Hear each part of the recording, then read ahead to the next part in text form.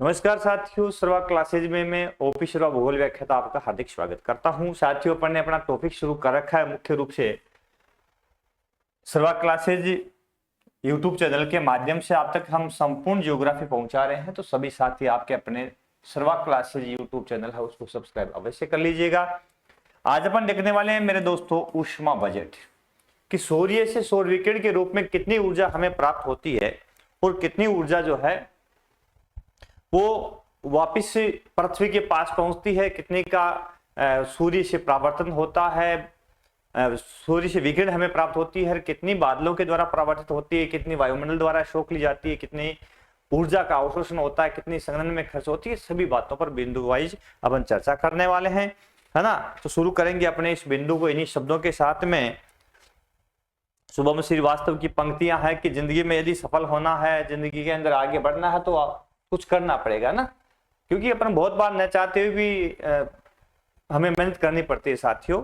तो बड़ी शानदार पंक्तियां उनकी काफी वायरल हुई है कि मुश्किल थी संभलना ही पड़ा घर के वास्ते, मुश्किल थी संभलना ही पड़ा घर के वास्ते, फिर घर से निकलना ही पड़ा घर के वास्ते, फिर घर से निकलना ही पड़ा घर के वास्ते, मजबूरियों का नाम हमने शौक रख लिया, मजबूरियों का नाम हमने शौक रख लिया, हर शौक बदलना ही पड़ा घर के वास्ते, हर शौक बदलना ही पड़ा घर के वास्ते। तो घर के वास्ते आपको शौक बदलने पड़ सकते हैं, अपने मिशन के लिए काम करना पड़ सकता है और डेडिकेशन के साथ में आगे बढ़ना हो सकता है।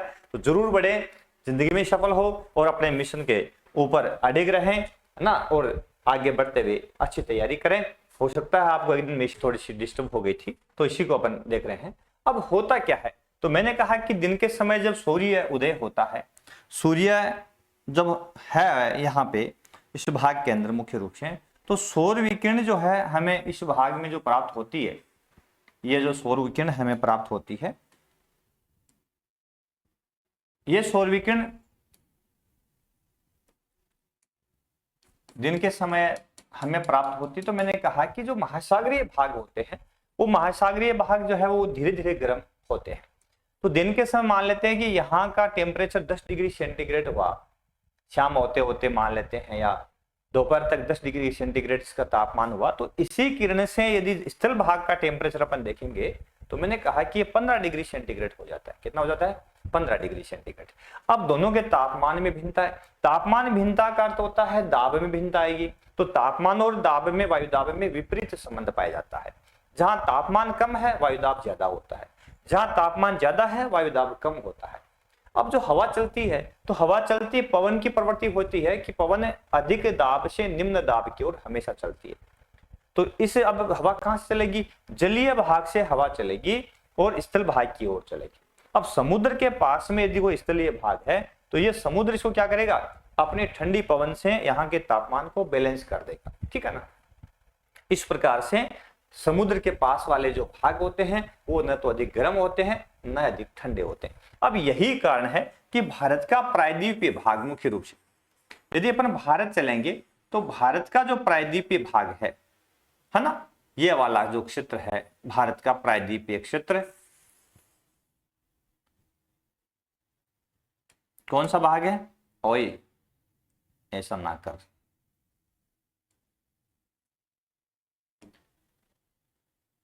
ये आ गया। तो ये भारत का प्रायद्वीपीय भाग है। अब प्रायद्वीपीय भारत जो मुख्य रूप से है,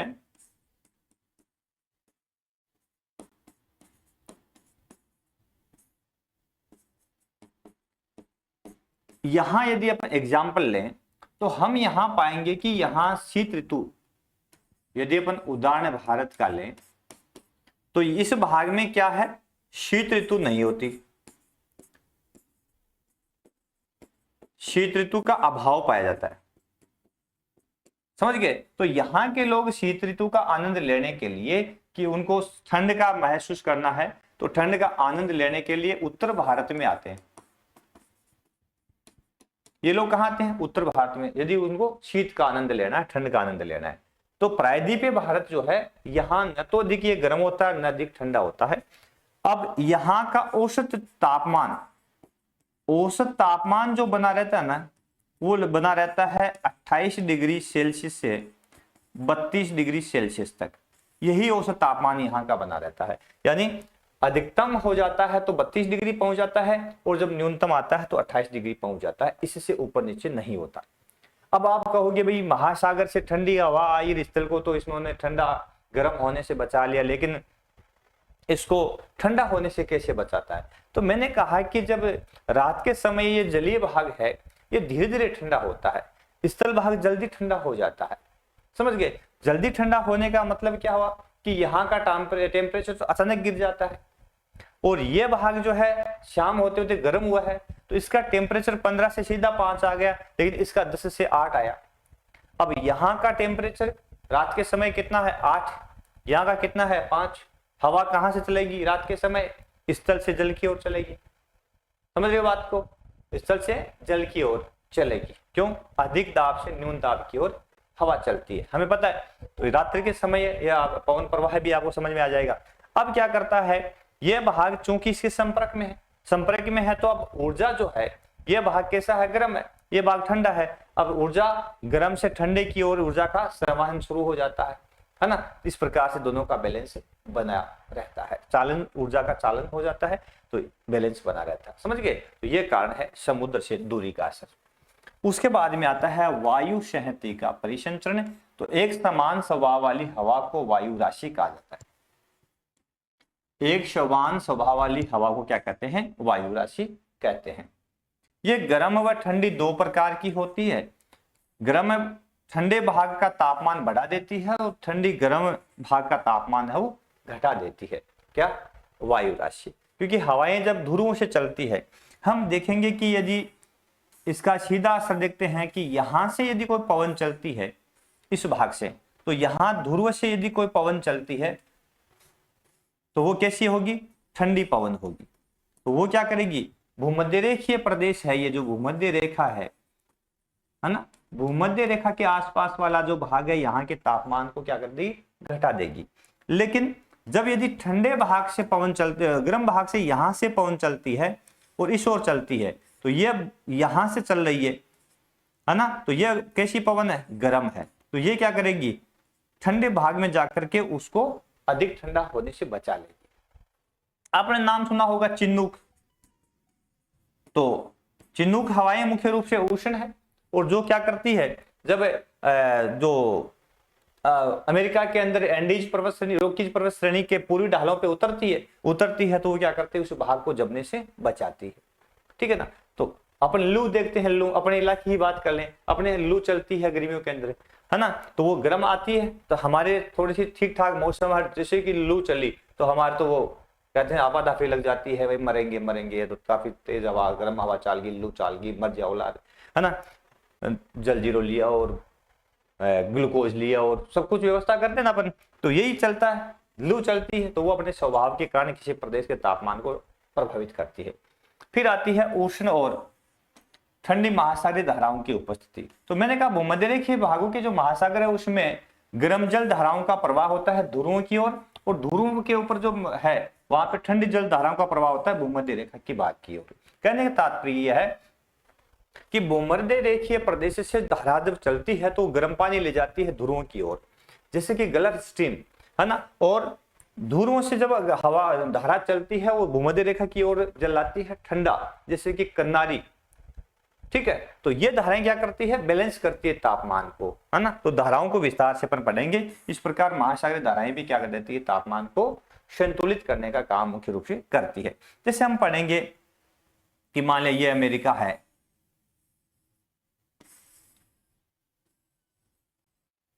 ना, ये अटलांटिक महासागर है, और यहां पे अफ्रीका है, ये भूमध्य सागर, ये यूरोप आ गया अपना, ये अफ्रीका आ गया, यहां उत्तर अमेरिका आ गया, ये दक्षिण अमेरिका आ गया। अब यहां ये भूमध्य रेखीय प्रदेश, ये 0 डिग्री भूमध्य रेखा है, यहां से धारा चलती है, और यहां इस तट के सारे इस धारा को कहते हैं गल्फ स्ट्रीम। यहां पे गल्फ स्ट्रीम कहते हैं। चूंकि ये इस भाग से आती है तो कैसी है, गर्म है, और जैसे ये अमेरिका के पूर्वी तट पर यहां टकराती है तो यहां पूर्वी तट का तापमान क्या कर देती है, इस भाग का तापमान जो है बढ़ा देती है। तो सर्दियों में तापमान बढ़ाती है, तो सर्दियों के अंदर मुख्य रूप से ये लोग सुकून फील करते हैं, वेट करते हैं गल्फ स्ट्रीम आ जाए, है ना, तो इस प्रदेश को जमने से बचा देती है। तो अपन कह सकते हैं कि धाराएं भी ठंडे प्रदेश, गर्म प्रदेश से ठंडे में जाती है तो वहां के तापमान को बैलेंस करती है, वो गर्म से ठंडे में आती है या ठंडे से गर्म में आती है तो वहां के तापमान को भी ये बैलेंस करती है ना, बहुत अधिक गर्मी से राहत दिलाती है। फिर आता है तापमान का वितरण। तापमान का जो वितरण है, तापमान का जो वितरण है संपूर्ण विश्व में अलग अलग भागों में अलग अलग है। तो अपन देखते हैं वितरण को अपन मुख्य रूप से समताप रेखाओं के द्वारा दर्शाते हैं। इसको समताप पढ़ना, टाइपिंग लिस्ट, समताप रेखाओं के द्वारा इसको अपन दर्शाते हैं।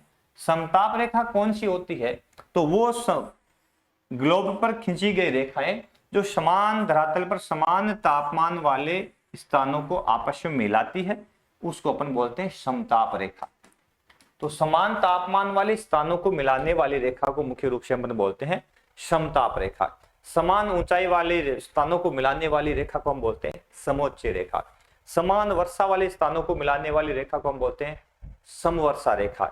समान लवणता वाले स्थानों को मिलाने वाली रेखा समलवण रेखा। तो ये विभिन्न प्रकार की जो समानता को दर्शाने के लिए जो अपन ये रेखाएं डालते हैं तो उनको उन्हीं के नाम से जाना जाता है। तो ठीक प्रकार, इसी प्रकार से समान तापमान समताप रेखाएं। हम यदि विश्व का टेम्परेचर पढ़ेंगे तो जनवरी माह के अंदर औसत तापमान यदि अपन देखेंगे तो हम पाएंगे कि उत्तरी गोलार्ध में 60 डिग्री पूर्वी देशांतर के साथ साथ 80 डिग्री उत्तरी और 50 डिग्री 80 डिग्री दक्षिणी और 80 और 50 डिग्री उत्तरी अक्षांशों का जनवरी का औसत तापमान रहता है 20 डिग्री सेल्सियस। हम उत्तरी गोलार्ध में चलें तो हम पाएंगे कि 60 डिग्री पूर्वी देशांतर के साथ 60 डिग्री पूर्वी देशांतर वाला जो भाग है वहां पर 80 और 50 उत्तरी अक्षांशों के आसपास में औसत तापमान जो मिलेगा आपको 20 डिग्री का मिलेगा। यदि हम आगे चलेंगे तो देखेंगे कि जनवरी का भूमध्य रेखीय महासागर का तापमान अपन नोट करेंगे तो भूमध्य रेखीय महासागर औसत तापमान आपको मिलेगा 27 डिग्री सेल्सियस। ठीक है, जनवरी के महीने की बात करें। अब देखो जनवरी में काफी ठंड होती है उत्तरी गोलार्ध के अंदर, तो यहाँ पे तो 20 डिग्री सेल्सियस है, यहाँ पे 27 है। उष्ण कटिबंधों में मिलेगा 24 डिग्री सेल्सियस से अधिक। ठीक है, मध्य अक्षांशों पर मिलेगा 20 डिग्री सेंटीग्रेड से 0 डिग्री सेंटीग्रेड, और यूरेशिया, यूरोप और एशिया के आंतरिक भागों में यह तापमान मिलेगा कितना, 18 से -48 डिग्री सेल्सियस। बहुत न्यून हो जाएगा जनवरी का तापमान। कहां पे, -18 से -48 यूरेशिया के आंतरिक भागों में। ठीक है, तो 60 डिग्री पूर्वी देशांतर के साथ साथ यदि अपन तापमान की गणना करते हैं तो जनवरी का माध्य तापमान दोनों ही अक्षांशों के बीच में कितना है, अपना औसत तापमान 20 डिग्री सेल्सियस के आसपास में देखने को मिला है, यानी 50 और 80 और 50 से उत्तरी अक्षांशों के आसपास में। अगला बिंदु देखते हैं अपन, ये डायग्राम अपने पास में है तो सबसे पहले अपन देख लेते हैं जनवरी का औसत तापमान। एनसीईआरटी बुक के अंदर ये डायग्राम दे रखा है, मैंने इसको थोड़ा मॉडिफाई किया है। अब यहाँ पे समताप, ये भूमध्य रेखा यहाँ पे है,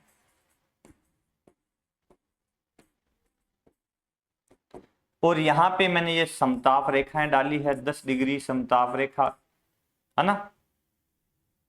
तो अब यहां अपन देख रहे हैं समताप रेखाओं में विचलन। तो ये समताप रेखाएं आपके समक्ष नजर आ ही रही होगी। इनके अंदर ये जैसे कि ये समताप रेखा यहां से जाकर के यहां चेंज हो रही है, यह समताप रेखा है यहां जनवरी के अंदर यहां जाकर के इस रूप में यहां बढ़ रही। एक चीज तो आपने यहाँ पे नोट की होगी यहाँ पे कि जनवरी माह के अंदर जो समताप रेखाएं होती है मुख्य रूप से वो समताप रेखाएं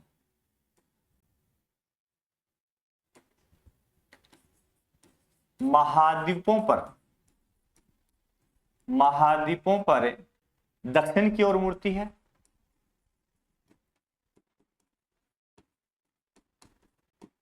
वह महासागरों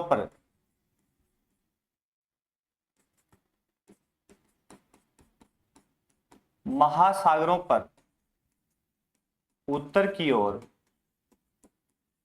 मुड़ जाती है। ठीक है, तो ये तो महाद्वीपों पर दक्षिण की ओर मुड़ी है, ये यहां देख लीजिए, और ये महाद्वीप महासागर जैसे आया तो यह उत्तर की ओर मुड़ जाती है। तो महाद्वीप में दक्षिण की ओर, महासागरों पर उत्तर की ओर मुड़ जाती है। जनवरी माह की अपन बात कर रहे हैं। अब यहां अपन देख रहे हैं यूरेशिया का यह आंतरिक भाग, इस भाग का औसत तापमान यहाँ पे 20 डिग्री सेल्सियस है। कितना है? 20 डिग्री सेल्सियस।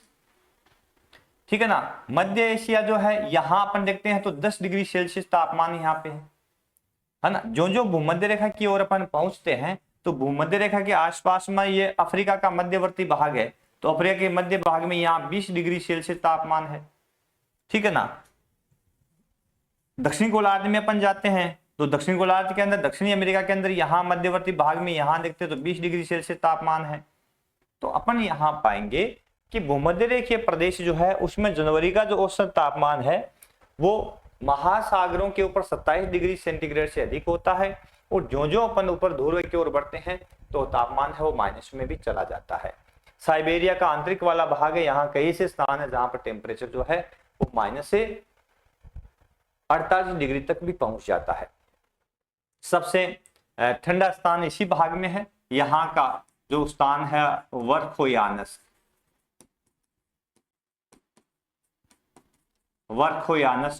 सबसे ठंडा है, जिसका तापमान -58 डिग्री सेंटीग्रेड दर्ज किया गया था। -58 था क्या इसमें? शायद सबसे ठंडा स्थान वर्खोयानस्क था, जिसका टेम्परेचर बहुत ही न्यून है वो दर्ज किया गया था। ठीक है ना। सबसे गर्म स्थान जो है वो अफ्रीका में अल्जीरिया में यहाँ मिलेगा, और इसके अंदर यहाँ का टेम्परेचर भी अपन देखेंगे तो काफी अधिक देखने को मिलेगा। एक चीज यहाँ नोट करना कि दक्षिणी गोलार्ध के अंदर जो समताप रेखाएं मुख्य रूप से हैं वो अक्षांशों के समानांतर चलती है ना। तो दक्षिणी गोलार्ध में समताप रेखाएं अक्षांशों के समानांतर चलती है। यहाँ पे समताप रेखाएं अक्षांशों के समानांतर चलती है।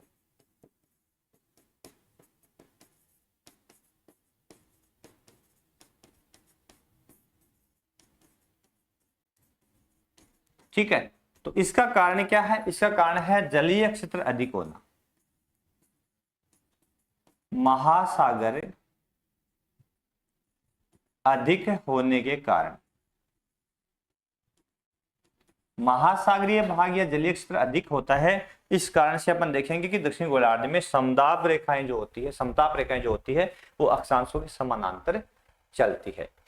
जनवरी में ऑस्ट्रेलिया का औसत टेम्परेचर है वो भी काफी आपको ज्यादा नजर आ रहा होगा।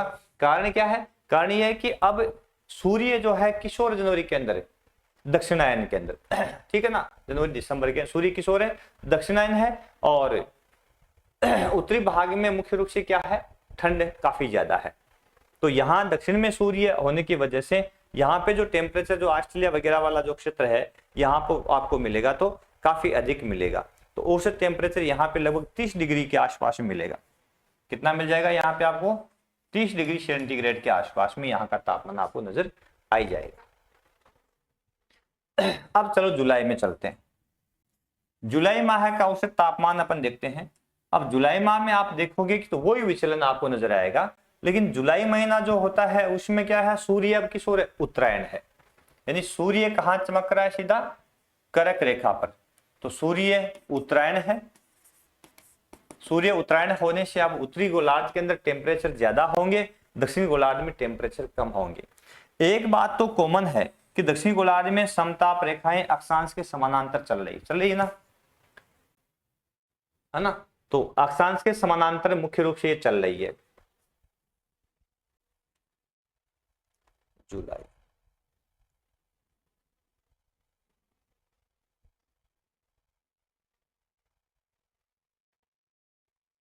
ठीक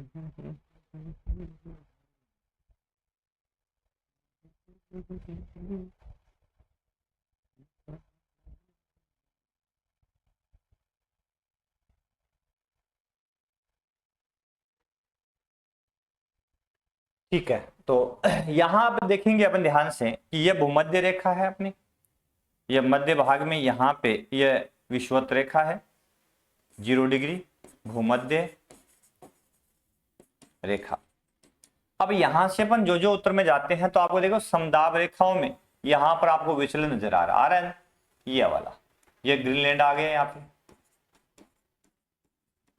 ठीक है। तो यहां विचलन आपको नजर आ रहा है, तो यहां पर भी वही शर्त है, यही भाग, इसी भाग में वही शर्त है कि जैसे जैसे अपन चलेंगे इस भाग के अंदर तो स्थलीय भाग जो आएगा वहां पे समताप रेखाएं हैं, समताप रेखाएं दक्षिण की ओर मुड़ जाएगी, और जैसे जलीय भाग आएगा तो वहां पे ये उत्तर की ओर मुड़ जाएगी। तो ये बात कॉमन है दोनों के अंदर, सबसे उत्तर मतलब जो भी समताप रेखा है स्थल से जल पर जाएगी, जल से स्थल पर आएगी तो उसमें विचलन आएगा। तो सर्वाधिक विचलन उत्तरी गोलार्ध में अधिक देखने को मिलेगा, चाहे जनवरी हो चाहे जुलाई। इसका प्रमुख कारण है कि उत्तरी गोलार्ध में स्थलखंड ज्यादा है, कम विचलन में देखने को मिलेगा आपको दक्षिणी गोलार्ध में। इसका प्रमुख कारण है कि दक्षिणी गोलार्ध के अंदर क्या नहीं है, महासागर अधिक है और स्थल कम है ना, तो ज्यादा क्या नहीं है, स्थल भाग ज्यादा नहीं है। इस कारण से इस भाग के अंदर आपको जो वेरिएशन है वो दक्षिण गोलार्ध में कम मिलेगा, उत्तरी गोलार्ध में ज्यादा मिलेगा। अब यहाँ औसत टेम्परेचर आपको समदाब रेखा नजर आ रही है, तो उत्तरी साइबेरिया में यहाँ 20 डिग्री सेंटीग्रेड के आसपास में नजर आ रही है ना। भूमध्य रेखीय प्रदेश में यहाँ पे 30 डिग्री सेंटीग्रेड के आसपास में महासागरों का तापमान है, आपको नजर आ रहा है, ठीक है ना। तो ये समदाब रेखाएं आपको विभिन्न टेम्परेचर के जो भाग है उसको मुख्य रूप से बताती है।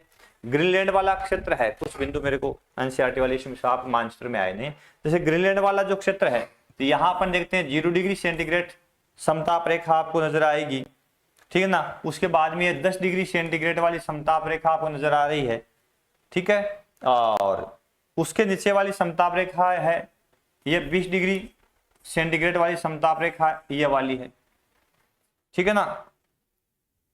फिर अफ्रीकी भाग में अपन चलते हैं तो अफ्रीका वाला जो क्षेत्र है, मध्य एशिया वाला जो क्षेत्र है, यहाँ पे अपन देखते हैं तो ये समताप रेखा आपको नजर आ रही होगी जो 30 डिग्री सेंटीग्रेड वाली समताप रेखा है। तो यहाँ जुलाई माह के अंदर मुख्य रूप से मध्य एशिया में औसत टेम्परेचर कितना रहता है, 30 डिग्री के आसपास में रहता है, ठीक है ना। और अपन दक्षिण में अपन जाते हैं इस समय तो टेम्परेचर है वो काफी कम पाए जाते हैं।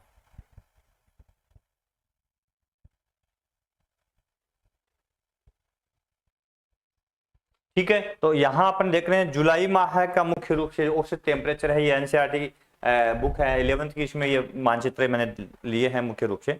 अब यहाँ पे ऑस्ट्रेलिया में यहाँ अपन देखते हैं तो ऑस्ट्रेलिया वाला जो क्षेत्र है यहाँ पे औसत टेम्परेचर है यहाँ पे 20 डिग्री सेल्सियस के आसपास में इधर से समताप रेखा वो गुजरती है, ठीक है ना। ये 20 डिग्री सेल्सियस के आसपास की समताप रेखा प्रवाहित हो रही है।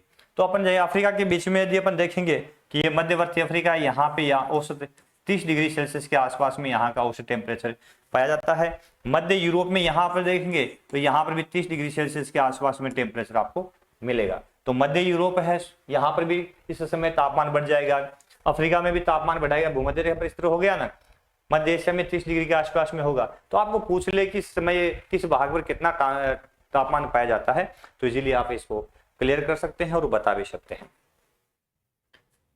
अब देखते हैं औसत तापमान। औसत तापमान यहां अपन ने देख ही लिया है कि जुलाई माह में समताप रेखा पर अक्षांशों की समानांतर चलती है, विश्व रेखीय महासागरों में औसत तापमान 27 डिग्री सेल्सियस होता है जुलाई माह की बात करें। और एशिया में उपोष्ण कटिबंधीय भागों के स्थलीय भाग के अंदर तापमान 30 डिग्री मैंने बता दिया आपको, है ना, 30 डिग्री सेंटीग्रेड के आसपास में पाया जाता है। उसके बाद में आता है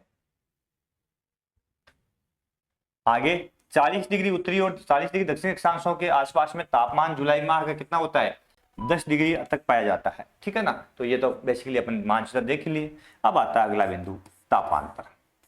तापांतर होता है मुख्य रूप से किसी एक स्थान विशेष के ऊपर न्यूनतम और अधिकतम तापमान का अंतर। है ना। तो तापांतर, दो स्थानों के तापमान के अंतर को तापांतर कहा जाता है। यानी दो समय, कैसे, दो स्थान न करके एक स्थान, टाइपिंग में एक स्थान के, एक स्थान पर दो समयों पर, दो समयांतराल पर कोई भी स्थान लेंगे, वहां का तापांतर अपन ज्ञात करेंगे तो समय दो लेंगे, एक तो रात का नोट कर लेंगे, एक दिन का दोपहर का नोट कर लेंगे, है ना। तो दो समयांतराल जो है, या दो, एक स्थान पर दो समय या दो समय बिंदुओं के ऊपर दर्ज किया गया तापमान का जो अंतर होता है उसको मुख्य रूप से अपन क्या लिख देंगे, तापांतर लिख देंगे, ठीक है ना।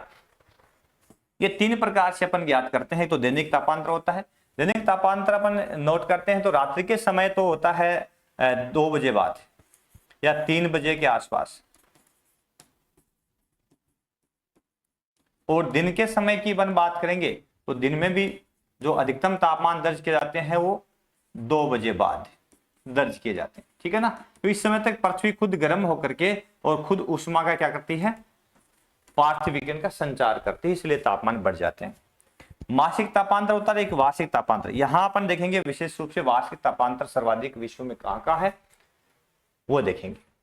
तो पृथ्वी पर सर्वाधिक तापांतर कहां मिलता है, तो पृथ्वी पर सर्वाधिक तापांतर की बात अपन करते हैं साथियों, तो देखेंगे अपन कि यूरेशिया, यूरोप और एशिया का जो भाग है वहां पे सर्वाधिक तापांतर आपको मिलेगा।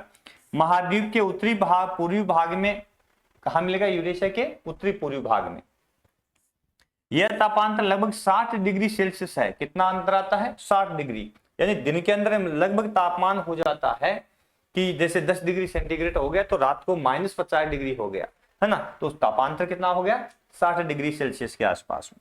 जब न्यूनतम तापांतर की बात करते हैं तो वो 3 डिग्री से 20 डिग्री, 3 डिग्री के आसपास में आता है, वो 20 डिग्री दक्षिणी और 15 डिग्री उत्तरी अक्षांशों के बीच में। इसका मतलब हो गया ये उष्ण कटिबंध के अंदर, है ना। उष्ण कटिबंधीय महासागरों पर न्यूनतम तापमान दर्ज किए जाते हैं, और न्यूनतम कितना है, 3 डिग्री सेल्सियस के आसपास।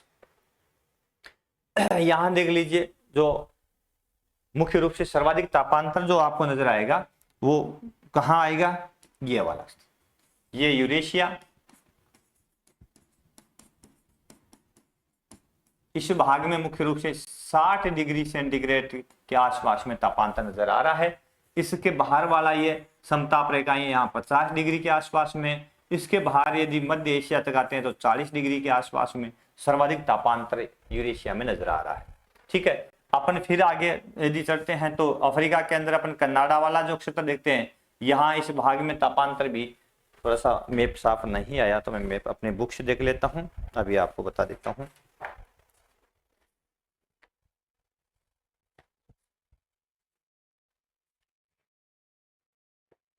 तो यहाँ मध्य सोवियत संघ जो है उसमें यहाँ 40 डिग्री सेंटीग्रेड के आसपास में तापांतर मिलेगा आपको। इसके दक्षिणी भाग में यहाँ 20 मिलेगा, यहाँ 10 डिग्री मिलेगा, और दक्षिणी भाग जो है ऑस्ट्रेलिया जो है यहाँ पे आपको 20 डिग्री सेंटीग्रेड का तापांतर आपको नजर आएगा, ठीक है ना। इसके अलावा अफ्रीकी भाग में अपन देखेंगे तो यहाँ पे आपको 30 डिग्री सेंटीग्रेड के आसपास में, उत्तरी अफ्रीका जो सहारा का रेगिस्तान वाला ये इलाका है, सहारा वाला प्रदेश है, यहाँ पे आपको 30 डिग्री सेंटीग्रेड के आसपास में तापांतर मिलेगा। दक्षिण में यदि अपन यहाँ देखते हैं कालाहारी मरुस्थल के आसपास में, तो कालाहारी मरुस्थल के आसपास में यहाँ पर आपको तापांतर आएगा वो 20 डिग्री सेंटीग्रेड के आसपास में नजर आएगा। तो दो स्थानों के बीच में न्यूनतम और अधिकतम तापमान का जो अंतर है, एक स्थान पर दो समय अंतराल के ऊपर न्यूनतम और अधिकतम तापमान का जो अंतर है वो मुख्य रूप से तापांतर कहलाता है। उसके बाद में है तापमान का व्युत्क्रमण। व्युत्क्रमण होता है, अपने नोट किया है कि अपन जो जो धरातल के से ऊपर जाते हैं तो तापमान में गिरावट आती है, तापमान में कमी आती है। लेकिन कभी कभार क्या होता है, धरातल से ऊपर जाने पर किसी भाग में तापमान बढ़ता है। अब दर तो है कम होने की प्रवृत्ति, लेकिन सेकंड स्थिति इसमें आ गई तापमान बढ़ा है, तो यह प्रवृत्ति होता है, इसको तापमान व्युत्क्रमण कहा जाता है। इसे ही तापमान व्युत्क्रमण कहते हैं। तो तापमान व्युत्क्रमण होता है मुख्य रूप से किसी स्थान विशेष पर पाए जाने वाले तापमान में ऊंचाई के साथ में वृद्धि होना। तापमान के सामान्य प्रवृत्ति धरातल से ऊंचाई जब बढ़ती है तो घटने की पाई जाती है, बल्कि कभी कभी तापमान घटने की बजाय कुछ समय के लिए तापमान बढ़ने लगता है, जिससे ताप का व्युत्क्रमण कहा जाता है, या तापीय प्रतिलोमन भी कहते हैं। इसको व्युत्क्रमण भी कहते हैं और प्रतिलोमन भी कहते हैं, ठीक है ना। तापीय व्युत्क्रमण भी कहते हैं, तापीय प्रतिलोमन भी कहते हैं। इसके लिए आदर्श दशा पूछ लेते हैं, बहुत बार प्रश्न पूछ लेते हैं कि तापमान व्युत्क्रमण के लिए कोई आदर्श दशा क्या होनी चाहिए। तो पहला है सर्दियों में मेघ विहीन लंबी रात हो, रात लंबी हो शीतकाल के अंदर और बादल नहीं हो। और दूसरा, वायु शांत रहनी चाहिए। यदि वायु शांत नहीं रहेगी तो किसी भाग पर यदि तापमान यहाँ का यदि 10 डिग्री सेंटीग्रेड है और यहाँ से हवा चली यहाँ का 8 डिग्री सेंटीग्रेड था, तो ये क्या करेगी, इस भाग के टेम्परेचर जो है उसको घटा देगी और औसत टेम्परेचर यहाँ का फिर 9 डिग्री हो जाएगी इस वातावरण का। तो हवा क्या करती है, किसी प्रदेश विशेष के तापमान को विचलित करती है। तो शांत वायु होनी चाहिए और आसमान साफ होना चाहिए, लंबी रात, ठंडी रात होनी चाहिए और बादल नहीं हो, ठीक है। तापीय प्रतिलोमन के प्रकार है अप्रवाही प्रतिलोमन, जिसमें किसी हवा के प्रवाह के बिना ही तापमान जो है वो किसी स्थान विशेष पर ऊंचाई के साथ में बढ़ जाता है। प्रवाही प्रतिलोमन जैसे अपन देखते हैं कि जो पहाड़ी ढाल होते हैं, यहाँ के पर रात के समय यह ठंडा हो जाता है, ऊपरी ढाल रात में इसका ढाल ठंडा हो जाता है, घाटियां जो होती है वो घाटी गर्म रहती है। अब क्या होता है कि ये ठंडी हवा नीचे बैठती है, गर्म हवा ऊपर चलती है ना। तो अब हुआ क्या कि ठंडी हवा यहाँ आ गई, अब चेंज हुआ क्या, ठंडी हवा जो है वो तो यहाँ आ गई और थोड़ा ऊपर गए तो इस भाग में गर्म हवा हो गई। तो ये जो स्थानांतरण हुआ है एक भाग से दूसरे भाग की ओर, इस स्थानांतरण के कारण जो चेंज आया है इसको बोलते हैं प्रवाही प्रतिलोमन। प्रवाही प्रतिलोमन। एक होता है यांत्रिक प्रतिलोमन। तो यांत्रिक प्रतिलोमन मुख्य रूप से उन भागों में देखने को मिलता है जहां पे जैसे हवा का प्रवाह है, इस तरह की कोई विशेष रूप से प्रवृत्ति नहीं मिलती है ना। तो 3 प्रकार का प्रतिलोमन है, अप्रवाही, प्रवाही और तीसरा होता है यांत्रिकी प्रतिलोमन। सर्वाधिक तापीय प्रतिलोमन ध्रुवों पर पाए जाते हैं। यहां से प्रश्न बहुत बार पूछ लेते हैं कि सर्वाधिक तापीय प्रतिलोमन या व्युत्क्रमण कहाँ मिलता है, तो ध्रुवों पर मिलता है।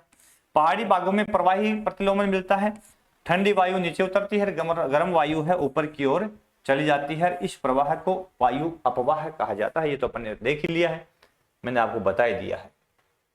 प्लैंक का कुछ नियम है, प्लैंक ने कहा था, मैंने ये बता दिया कि प्लैंक का नियम बताता है कि जो वस्तु जितनी अधिक गर्म होगी उतनी अधिक ऊर्जा का विकिरण करेगी और जितनी अधिक ऊर्जा का विकिरण करेगी उतनी ही उसकी तरंगदैर्घ्यता है वो लघु होगी। ये प्लैंक का नियम है, ये भी आप ध्यान रखिए। और एक विशिष्ट ऊष्मा किसे कहते हैं, तो विशिष्ट ऊष्मा की डेफिनेशन यहाँ दे रखी है एनसीईआरटी के अंदर। तो इसमें लिखा 1 ग्राम पदार्थ का तापमान, 1 ग्राम पदार्थ का तापमान 1 डिग्री अंश सेल्सियस बढ़ाने के लिए जितनी ऊर्जा की आवश्यकता होती है वह उसकी गुप्त ऊष्मा, विशिष्ट ऊष्मा कहलाती है। क्या कहलाती है? विशिष्ट ऊष्मा कहलाती है। कोई ज्यादा डिफरेंस वाली बात नहीं है। तो ये था तापमान और उसका वितरण। कैसी लगी क्लास कमेंट बॉक्स में कमेंट करके अवश्य बताइएगा। सभी साथी आपके अपने सर्वा क्लासेज यूट्यूब चैनल है उसको सब्सक्राइब कर लीजिएगा और अपना एप्लीकेशन है उससे भी जुड़ जाइएगा ताकि अधिक से अधिक शानदार क्लास आप तक पहुंच सके। जो भी साथी जुड़ चुके हैं वो क्लास को शेयर अवश्य करते रहें, अन्य साथियों को जोड़ते रहें। फिर मिलेंगे अगले क्लास में, तब तक के लिए नमस्कार, जय हिंद, जय भारत। थैंक यू साथियों। क्लास अवश्य ज्वाइन कर लेना अपने एप्लीकेशन से, गूगल प्ले स्टोर से एप्लीकेशन है उसको इंस्टॉल जरूर कर लें, मोबाइल नंबर के साथ में लॉगिन हो जाए, क्योंकि लैब असिस्टेंट का पूरा कोर्स है वहां पे मैंने डाल रखा है। बहुत ही सस्ती रेट है, कुछ समय में रेट बढ़ने वाली है, तो उसके बाद में आपको मौका नहीं मिलेगा। थैंक यू, फिर मिलेंगे अगले क्लास के अंदर।